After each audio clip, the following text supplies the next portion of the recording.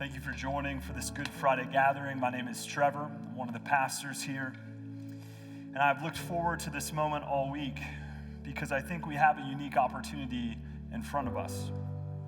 You see, each and every year we celebrate Good Friday to behold the cross of Christ. And over time, this yearly tradition can lead to a natural feeling of ambivalence. The images become regular, repetitive, and therefore mundane. If you couple this with our focus on the crucifixion throughout the rest of the calendar year, our familiarity can breed a sort of apathy. And so this Good Friday is a unique chance for us to come together as a community to refocus our attention on the cross in an attempt to wipe away the default religiosity of our relationship with Jesus' death.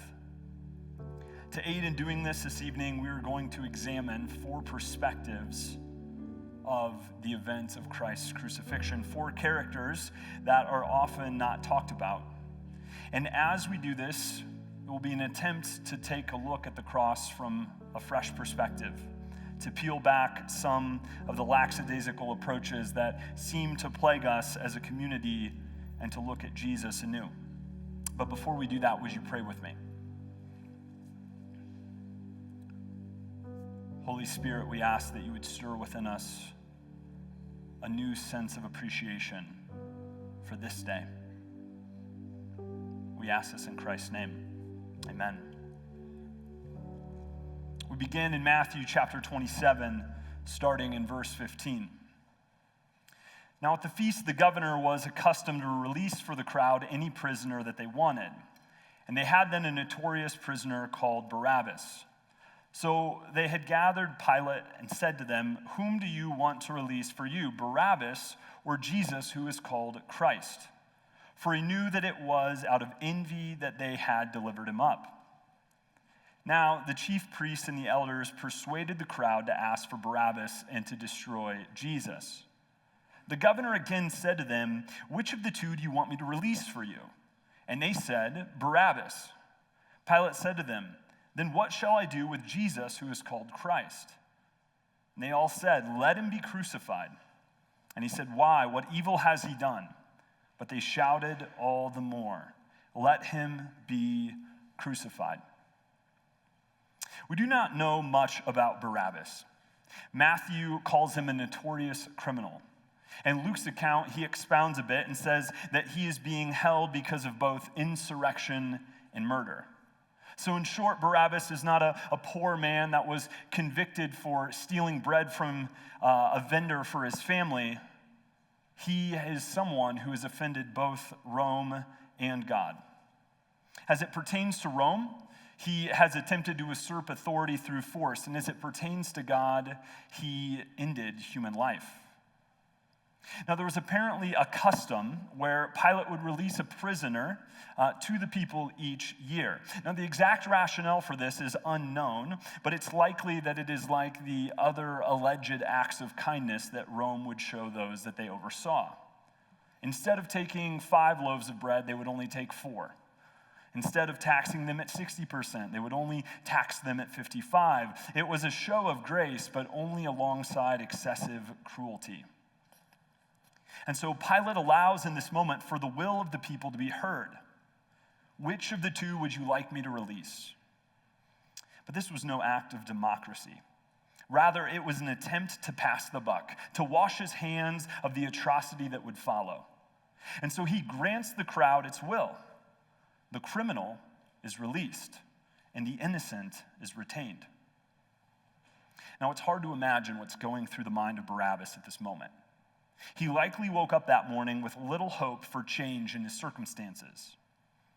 Whether he resigned himself to his fate through recognition of wrongdoing or because the jail cell merely told him that despite his strength he would not be free, Barabbas had likely arrived at the point to where he knew death was merely days away. But despite the seeming finality of his circumstances, things changed in a moment. He who was once bound, guilty as he was, now stood released. And we can imagine that there was shock and disbelief washing over Barabbas. Perhaps he even thought that the beatings he received in prison at the hands of the guards had addled his thinking, but through whatever fogginess was over him at that moment, people were cheering his name, Barabbas, give us Barabbas. And as he looked at his wrists, they were unshackled. Now, I wish that the gospel authors would have given us more details as to the way in which Barabbas reacted to Jesus. Did he sneer at him? Did he feel a twinge of guilt at seeing this innocent man going to his death? Or did he get caught up in the bloodthirsty throng and join them in saying, "Crucify, crucify, crucify this Jesus of Nazareth"? While the information would provide more texture to the story, it's ultimately irrelevant. Because regardless of how Barabbas reacted, Jesus' role was the same. He was going to take Barabbas' place. The insurrectionist and murderer. He had no concept at the time, but he was playing a prophetic role. Barabbas was a foretaste of what was to come. This single exchange, Jesus' flawless life for Barabbas' blood-marked one, would be a template for the great exchange, the perfection of Christ given for corrupt humanity. As we look at Good Friday, we see Barabbas in that first exchange, the vile traded for the pure, the chaotic swapped out for the peaceful, the filthy for the clean. And in seeing Barabbas, we see ourselves in the silent Lamb of God that willingly walks towards execution for us. This sacrificial lamb who would go out on our behalf would result in just payment for every sin of every Barabbas that would come to him. Every murderer, every insurrectionist, every idolater, every greedy swindler, every maligner, every narcissist, every glutton, all who would come to Jesus through faith would be caught up in this exchange, Jesus for Barabbas. But first, Golgotha. But first, the cross. You may have noticed in our last section that we skipped verse 19. We return to it now. Besides, while he, being Pilate, was sitting on the judgment seat, his wife sent word to him, "Have nothing to do with that righteous man, for I have suffered much because of him today in a dream." Now, before Pilate offers the crowd this option of Jesus or Barabbas, he receives some insight from none other than his wife. The information that we have on this woman is reduced to this verse.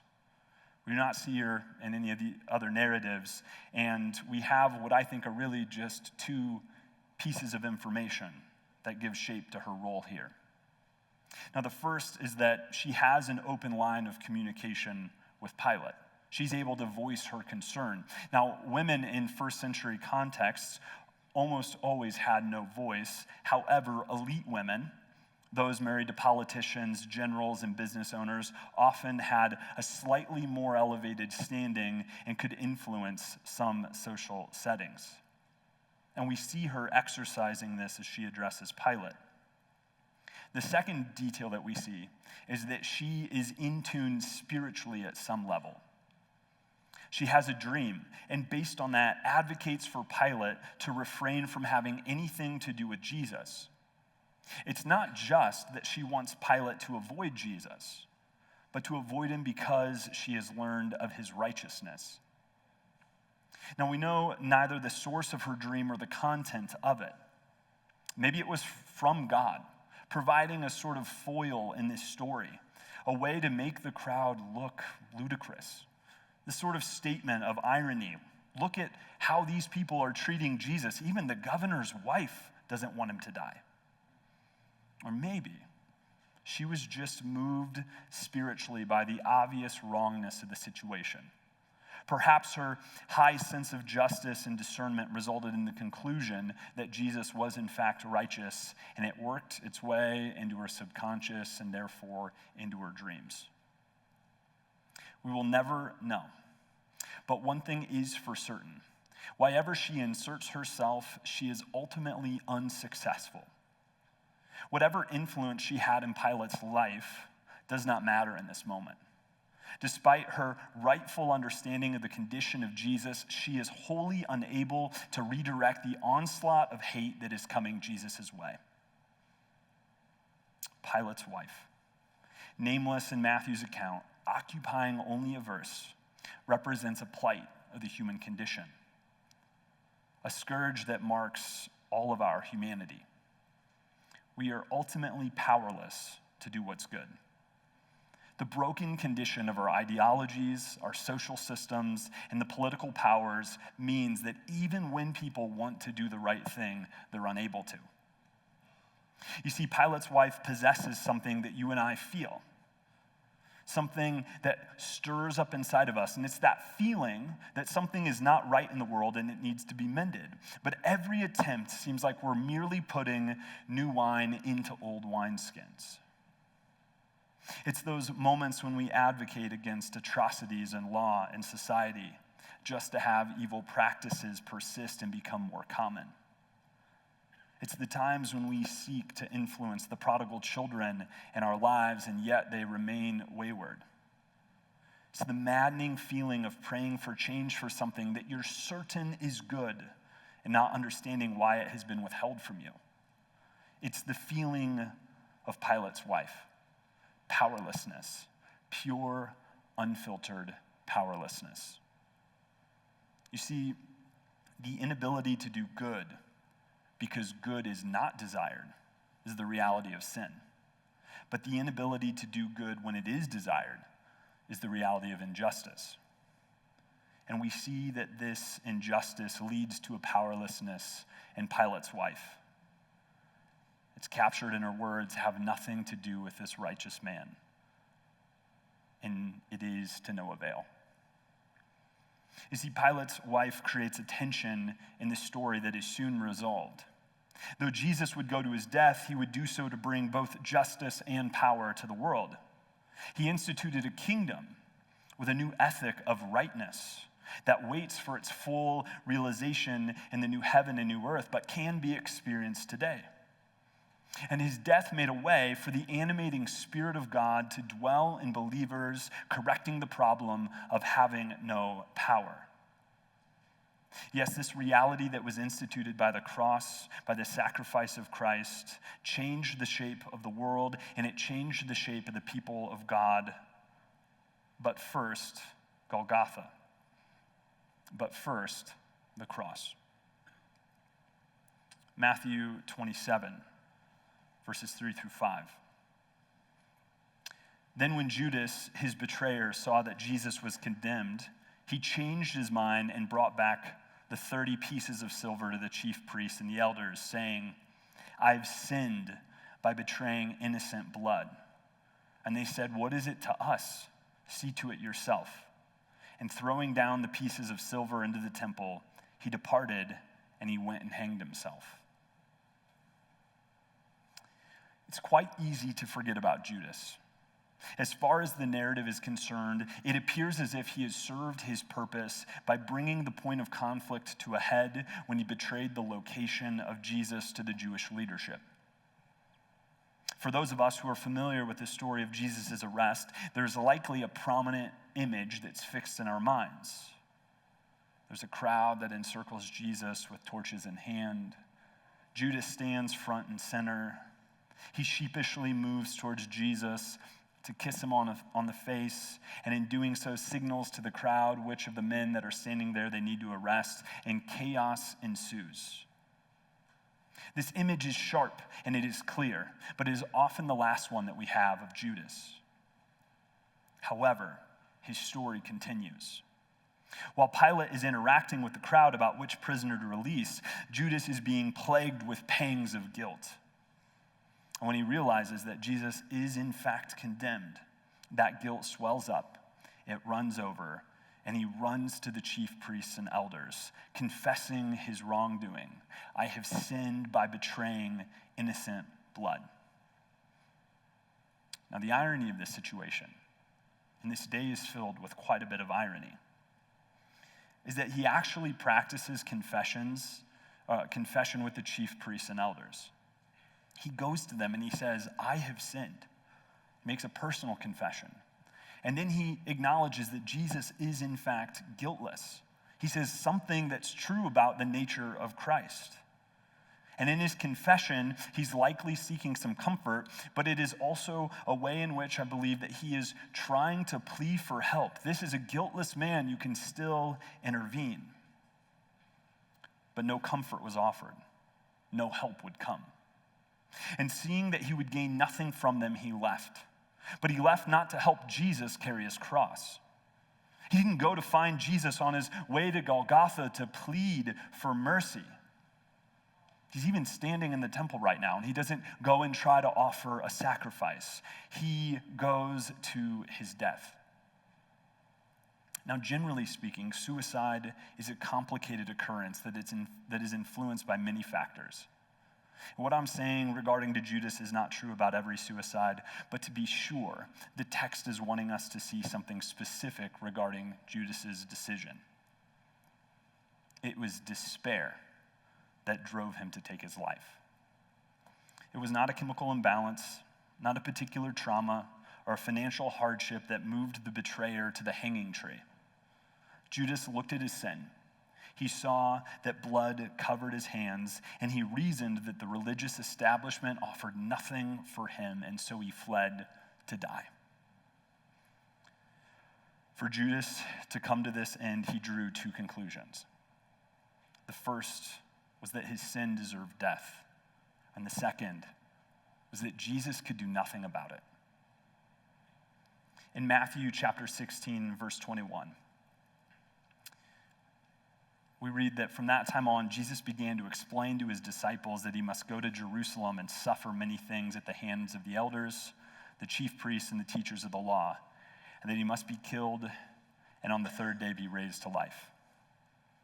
Jesus told his disciples prior to this that it was going to happen, that he would die and he would rise.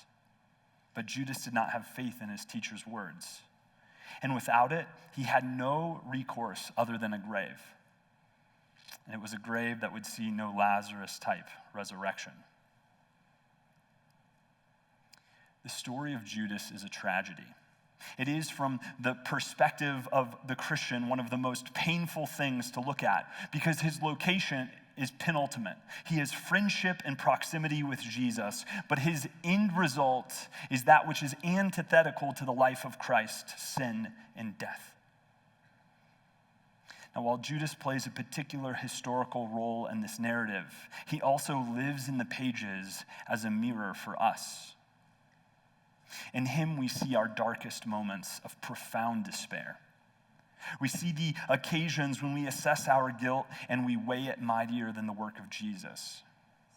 When we look at Judas, we are confronted with the times that the immediate pain of our sin or the sinful world around us convinces us that Jesus' words are hollow and void. And I think you felt these moments, those gut-wrenching moments when cancer refuses to dissipate. And as it grows, our faith diminishes and despair tries to set in. It's the moments when shame follows the indulgence of addictive sin. And that shame tells us that we are nothing but dogs that return to our vomit and will never become anything else. It's those moments when the misdeeds of others remind us that the world is still broken, and we're convinced that no cure is coming. It's these instances, and many more like it, that drive us to a Judas-like despair. Listening to the lies of deceit that say a hanging tree is more effective for our situation than the cross. As I read this, I can't help but think, that Judas would have lived until Sunday. That he would have seen that his action had not undone God's plan. Even now, I hope that the confession that he offered the high priest is counted to him as a mustard seed of faith, and that the blood of Christ earned him entrance into paradise. Only the Lord knows.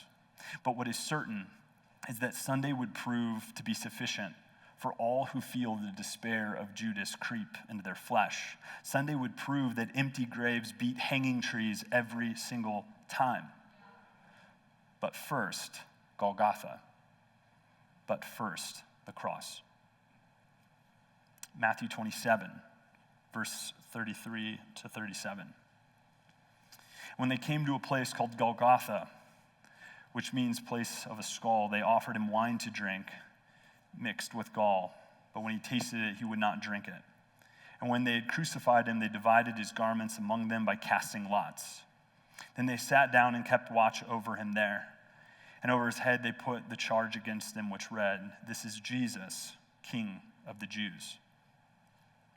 Now, if you refer back to Matthew 27:27, you will see that the they in this passage are the soldiers of Pilate. It was they that stripped Jesus of his clothes, they that spit on him, they that struck him with a staff, they that led him out to Golgotha.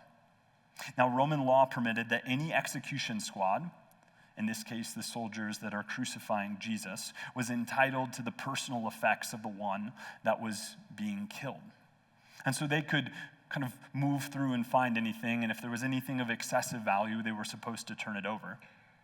And so whatever Jesus was wearing before getting stripped down to nothing for his walk to the hillside of crucifixion was now up for grabs. And Matthew tells us that they cast lots for his clothes. In short, they rolled dice to see who would get what. Now this roots the experience of Jesus firmly in Psalm 22. Dogs surround me. A pack of villains encircle me. They pierce my hands and my feet.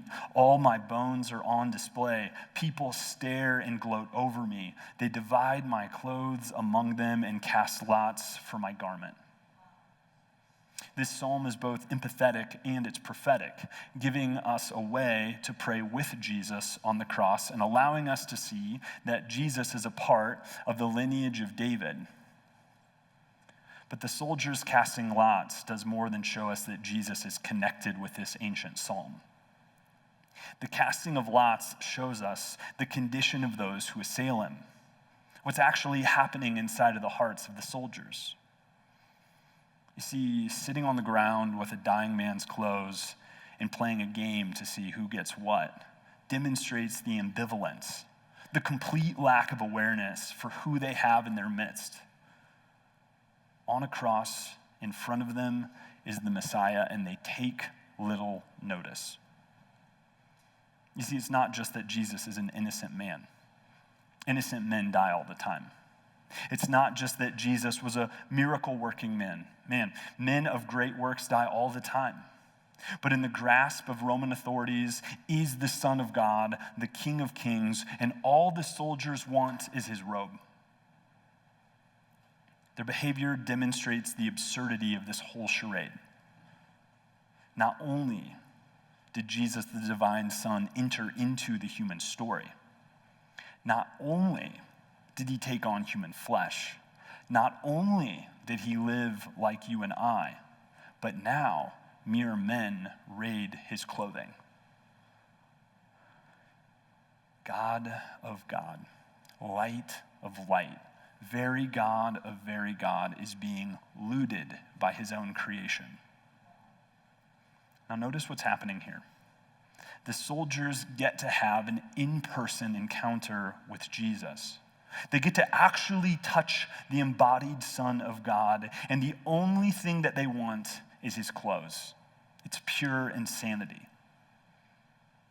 But we should be careful not to judge them too harshly, for we're not much different. We all put on our military tunics. We fasten our breastplates bearing the insignia of Rome. We grab our short swords, and we move to plunder Jesus. You see, the shortcoming of the Roman soldiers is that they failed to assess the real value of Jesus. They see him only as an opportunity to get a commodity and nothing else. And we see this in our own behavior. We value his teachings, but we discard his conviction. We long for his healing, but we reject the holistic transformation that he desires. We worship his name, but we minimize his truth.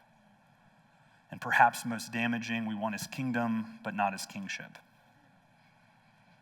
See, you and I are not unlike the soldiers who circle around and take what we like. In fact, we are exactly like them. We take what is beneficial to us and we happily crucify the rest. It's our hands that hold his wrists and ankles. It's our hands that steady the nails. It's our arms that swing heavily the hammer.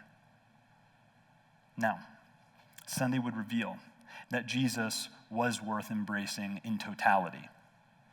With the revelation of the empty tomb, it would show that grace is available to all of us who would crucify the King. That day would come, but first, Golgotha. But first, the cross. Each year on Good Friday, we draw near to consider the cross. Now, depending on which angle you choose to look at it from, it offers something new. It's a mosaic of sorts, allows us to see things in new light, new color, new texture. And this year, for our community, we are offered the perspective of Barabbas, of Pilate's wife, of Judas and the soldiers who were tasked with executing Jesus. And so with them in mind, let me ask you, in this moment, who are you most like? Let me ask you, are you Barabbas? Do you live as if your life is in an immovable jail cell? Do you feel as if that addiction is what you deserve? That you'll never escape your reputation, or that your father's sin will certainly pass to you? Do the bars of sin that encircle you convince you that they are your permanent home and you are destined for no home other than that? This Good Friday, Jesus offers to exchange places with you. Let me ask you, are you Pilate's wife? Do you feel that there is no power in you? That despite the good that you desire to see, that there's no one to authorize, no way to actualize, and no hope to realize it in this life? Are you tired of feeling as if your best efforts, your best wishes, and your best hopes are dashed again and again on the cliffs of your context? This Good Friday, Jesus offers you his power. Let me ask you, are you Judas? Has hope left you? And not just a little bit, but in totality. Have you assessed the options around you and concluded that there's nothing to be done? Is your only hope that one day you might die, however it may come, and that'll put an end to the plight that faces you? This Good Friday, Jesus offers you his sufficiency. Let me ask you, are you the soldiers? Have you interacted with Jesus plenty? Have you maybe even touched him? But you've picked up which aspects of him that you want to embrace? Have you favored an element of his person, continued in your sin, and done what the author of Hebrews describes as crucifying the Son of God all over again? This Good Friday, Jesus offers you his whole self. And so I speak to you in the room, Barabbas, wife of Pilate, Judas, Roman soldiers, you without freedom, you without power, you without hope, you without excuse. And the cross says that Jesus has made a way for you. And Sunday will encourage us all that the sacrifice meant something more than just death, but first, Calvary. First, the striking, the twisting of crown, the dragging of wood beams, the stumbling. First, the cries from favored women, the spit and vitriol of the bloodthirsty crowd. First, the outstretched arms, the nails, the tears, the my God, why have you forsaken me? First, the darkness, the questioning, the cold, the shutting down of vital organs. The Father, forgive them, they know not what they do. First, the Lamb slain. First, the King killed. First, Christ crucified. First, Golgotha. First, the cross.